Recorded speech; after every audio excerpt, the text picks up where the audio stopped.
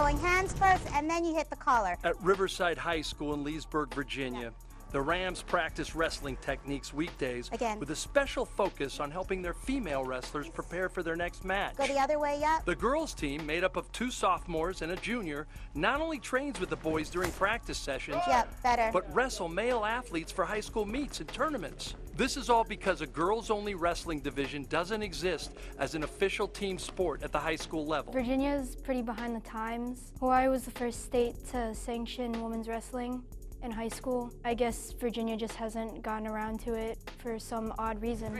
Juliana Irisi is in her 2nd year at Riverside. She and her teammates have noticed a disadvantage when competing with their male counterparts. It makes me feel kind of disappointed. If I want to wrestle like a lot of matches, I would have to wrestle against boys. And boys are biologically stronger than me, so it's an unfair advantage. Even if you're in the same weight class, they're still a little bit heavier and they can muscle through you a lot more. I mean, not saying that girls are weak or anything, it's just like, it's a lot better to be able to wrestle like the same gender. Watch your hip, don't let it fall to the mat. Juliana's mother and coach, Aubrey Irisi, Good, Monica. Drive, finish hard. has been with Riverside for 5 years and has pushed the Virginia High School League to create a girls-only division because she wants her wrestlers to be on an even playing field. Every single state that has recognized it as a division at the high school level has seen tremendous growth. There's opportunities for scholarships for the next level. There's opportunities to represent our country in the Olympic Games, but it's got to start by providing them support and the opportunity to do that. Irisi believes the VHSL is looking for higher turnout before they commit to the division, but she and her wrestlers see the other side of that coin. Why not have a girls division? Like, why is it so hard to put the division out there? Like, there's a boys division, why not a girls division? And there's girls divisions for every other sport. Exactly. If VHSL just put the option out there to have a girls wrestling team, I feel like a lot more girls would feel a lot more comfortable to join the wrestling team. So many other states have just sanctioned women's wrestling. And to be like near the capital, like I feel like we should have been one of the first to do it. True. But we weren't. Yeah, I love my cup noodles, you know, so I'm gonna come here. Plenty of smiles. Couple things of tuna fish, multi-grain bar. And full stomachs at Bowie State University. A new food pantry and nutrition lounge opened on campus this week. The food is free and provides healthier options for students. I love granola bars, so this is definitely like a win-win. This is beautiful. I knew this is new. Like, I just found out about it with my friend. So like, I know that students who don't have like money to get groceries for themselves, this is like a great incentive for them. This is really nice. Like, it's really convenient for students. Food security among college students is a problem. 45% of students surveyed in a report last year said that they had been food insecure in the past 30 days. So a pantry like this is vital for students that need food. Brent Swenton is the Vice President of Institutional Advancement at Bowie State. The whole community came together to make this happen. Not only did we get the grant from the Food Lion Feeds program, but we also got contributions in terms of toiletries, supplies, and food from our alumni, from community organizations. This is really nice. For now, much of what is offered are non-perishable items, but the plan is to offer perishable food with the help of a local Food Lion and the Capital Area Food Bank. The pantry also has couches and monitors with nutritional tips and has even motivated some students to do what they can to donate. So we're donating, and then I'm like, this is awesome. Like, we really have all these resources and things that we can use on campus for the students to help us succeed. And ultimately, that's the goal, to feed the mind so it can do the work where it counts. Who's the best teacher you know? So you see how I have the 123 up top? How many hundreds? 1. Malcolm Weich is an extreme rarity in American public education. He's part of the 2%ers. How many hundreds are in 123? Meaning just 2% of teachers in this country are African-American males. Between 76 to 80% of teachers are what most of us have come to know growing up, Caucasian women. But those numbers will soon change because of one phone call last spring. We were all in different places and got on a conference call and, just said, wow, we actually got this. And then we all cried. WUSA 9 has exclusively learned that a $25 million grant Roughly the annual budget for their entire 140-person workforce has been awarded to Urban Teachers, the training, support, and placement program for instructors founded in 2009 with one mission. I want to see you try first. Put more teachers of color in the classroom so children learn from more people who look like them. Even thinking of my own background and my friends' backgrounds, like I didn't have any black male teachers really until I got to college at Howard University. The data shows that outcomes are better for boys of color when they have teachers, effective male teachers of color. The grant is from Ballmer Group, the charitable foundation started by Connie Ballmer and her husband Steve, the Microsoft billionaire and now the chairman of the Los Angeles Clippers. Urban Teachers plans to use that money to lure and keep great young educators. It's not necessarily always where they want to go financially, and so we think that with this grant, being able to provide monetary and non-monetary supports to people to say, come into teaching, come learn how to do this, come learn how to stay in this, work with our students, right? See yourself in the classroom and think about the teacher you wanted to be and be that teacher for the next generation is very empowering. How many ones? For Weich, aka Mr. Malcolm, it means transforming his classroom into the one he wanted growing up in Oakland, California. Racial identity is so important because it's important to have someone that can understand your culture, who even little things, walks like you, talks like you, listens to the same type of music as you know what I mean? Same mannerisms, same kind of lingo or slang, you know, those little things I've realized kind of makes that instant connection with me and my kids. Where will the $25 million roughly go? Between the three cities, Urban Teachers inserts nearly 360 instructors per year into grade school classrooms. 127 minus 35 is... Not only do they plan to double that number with increased recruitment, but now they have the money to travel all over the country and pluck the best teachers nationally. Clearly, okay? Which is a great thing because it means more Mr. Malcolms. You see how that's neat? At Eagle United Public Charter School in Southeast D.C., it doesn't take long to see a classroom morph into a family. My favorite thing about Mr. Malcolm is that I come to school to learn with Mr. Malcolm. He makes us learn. He's the greatest teacher ever. There is a great irony behind this donation. It came from an NBA owner who purchased his team only after the original owner, Donald Sterling, was banished from the NBA for his outright racism in 2014. I want to give a special shout out to my guy, Steve Ballmer. Jamal Crawford, the NBA's three-time Sixth Man of the Year who played for the Clippers between 2012 and 2017, sent WUSA 9 a video Monday. He personally thanked Ballmer for not just his donation, but also his social conscience. Continue to do the work you're doing. I've known you now for over a decade, and the thing that's always impressed me about you is that you always put others first.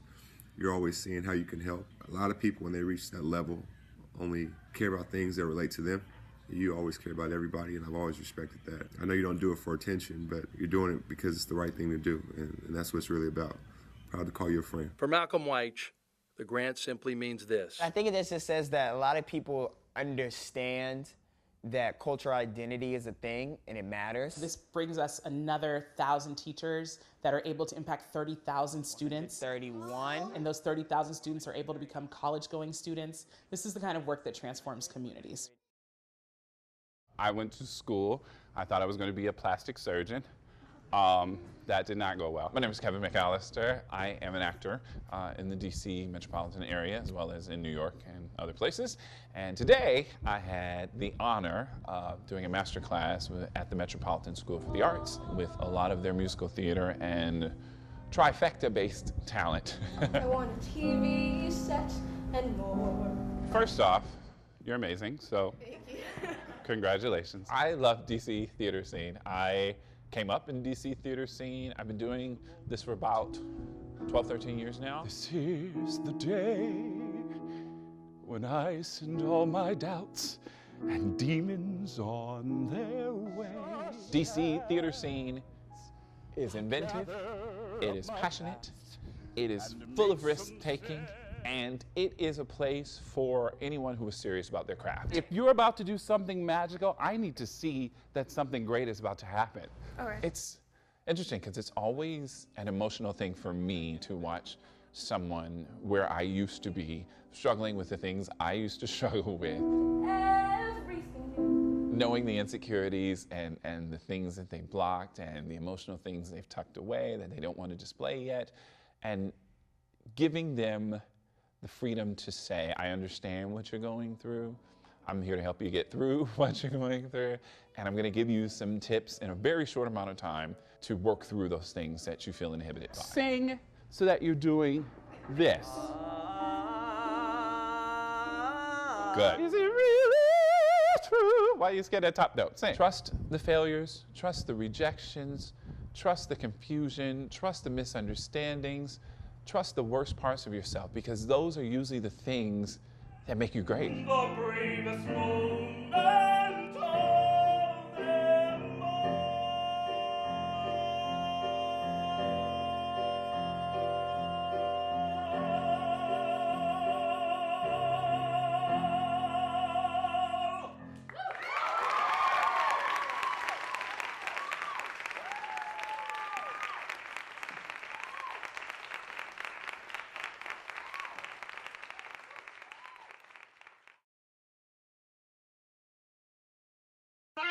The crumb is moist, light. It's a touch of lemon. Putting whipped cream or a demi-glaze on it is like putting ketchup on filet mignon.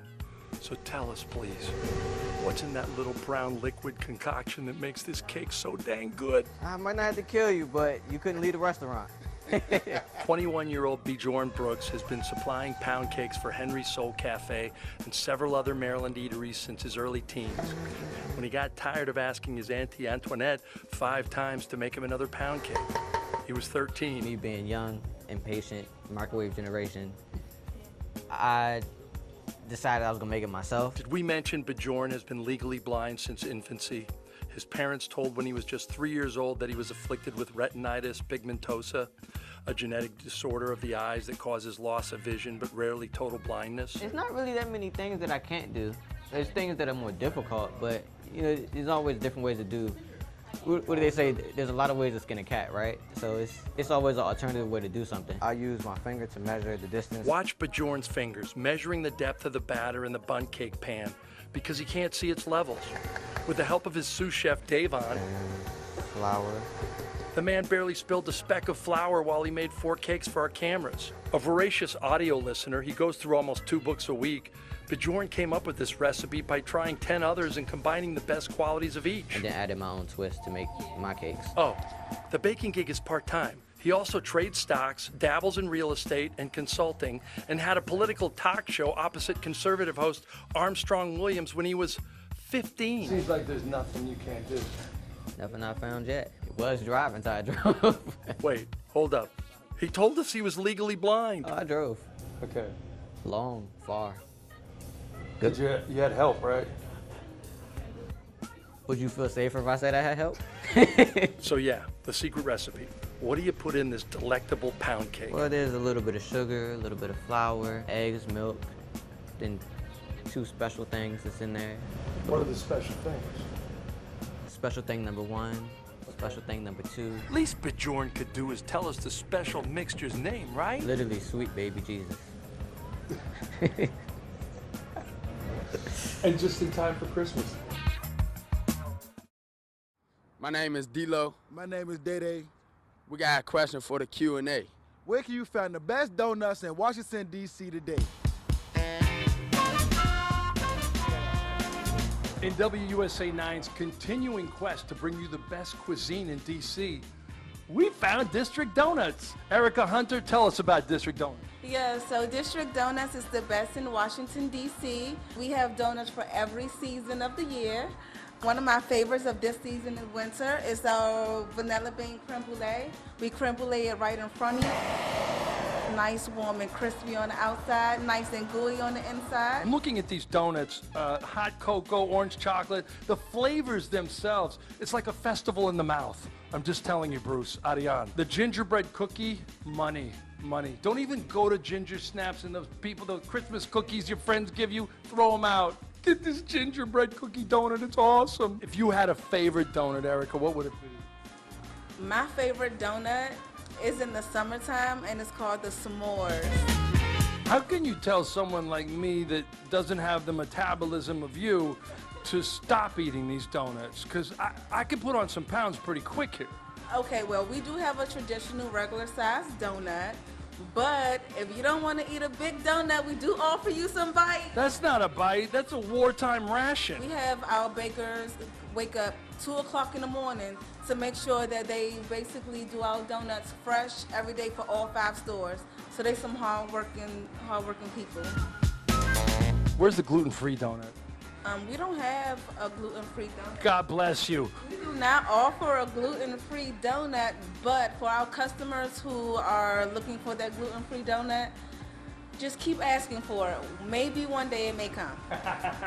Leslie Foster, wait, it will come.